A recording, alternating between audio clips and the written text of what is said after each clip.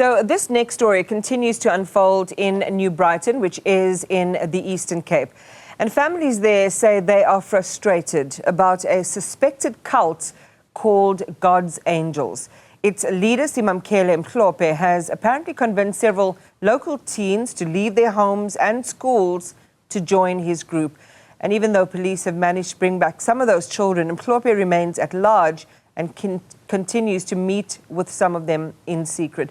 Newzroom Afrika's Sipha Kema brings us another dimension to the story. Sipha, you were with one of the parents earlier on. Just a heartbreaking description of how their children were, in a sense, preyed upon and then isolated. And I understand you're standing by now with someone who knew the alleged mastermind quite well.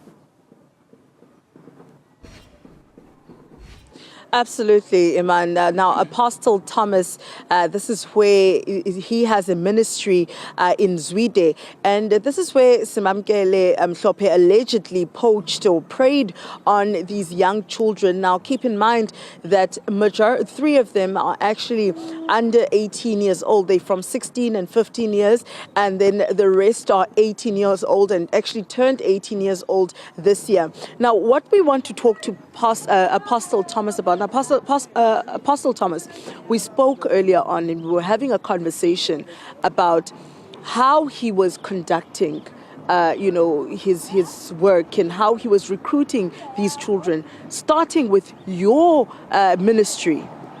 He was always visiting churches, many churches, and he did not belong to any church, just visiting and recruiting children. So we didn't notice that he was recruiting children, but as Sipho said, that he was included and they were taking contacts, Facebook, so they're recruiting churches privately on Facebook. So he doesn't actually have a church. He just goes and sits at various churches and looks for children to prey on. Yes, he collects children from different churches.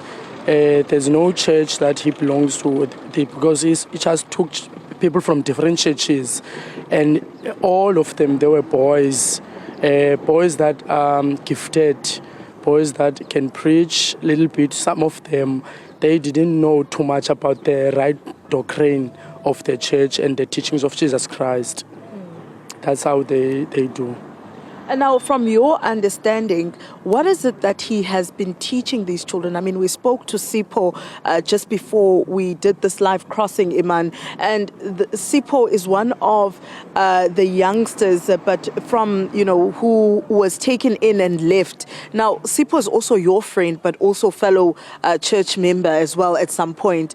What is it that he is teaching these young children, making them leave home, be disrespectful and aggressive towards their parents? They actually teach about Babylon system. They said school comes from Babylon. It is a system of Babylon. Education and circumcision.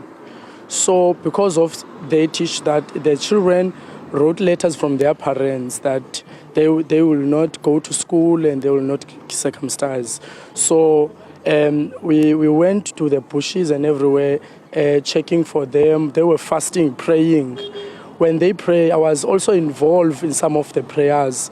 So I didn't connect the way they pray. I felt something strange. So that's how I discover. When we talk about fasting, it's my understanding that they were not allowed to have water, they were not allowed to have food, they were not allowed to bath. In fact, some of the children, when you found them, you were part of the people that found them in the forest, is that they were not well. Yeah, they were so dirty, and there were no water to bath, because as you said, in fasting, you need to not to eat, not to drink water, but you have to be clean. So they were not clean at that time. So that's where some of the parents, they beat their child because of the way they look. So they will look dirty, and so there was a problem of that. Now, Apostle Thomas, tell me, is he still reaching out to these children because the parents are convinced that there's communication? Are these children still meeting with him in secret? Yes, they're still meeting. Because I think all the parents were just happy because of they get their children back, but they didn't follow that they were still connecting each other. Yeah, I'm also their friends, but I don't talk too much with them because of they are still connecting. So I witnessed, I was one of the witness that they are still connecting each other and they're still friends. So this thing is continuing. And where is he? Because you're someone that knows him very closely. Where would you say he is right now? Because is he running away? Is he in hiding? Yeah, I think he is not hiding. He is at home or with his friends or brothers, those he fellowship with.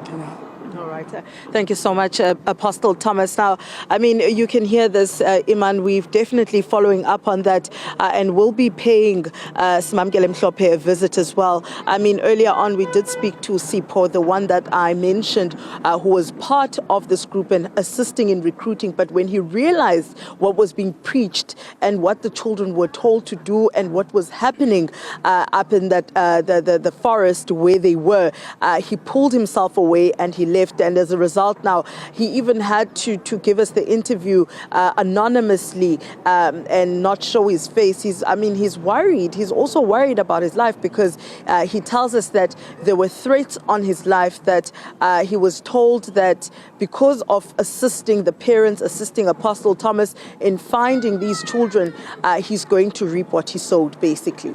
Yeah. Sipha, such a concerning story, families without their children, and just this idea, and you see in some of that video, even though we blurred out the faces, you know, we're talking about children.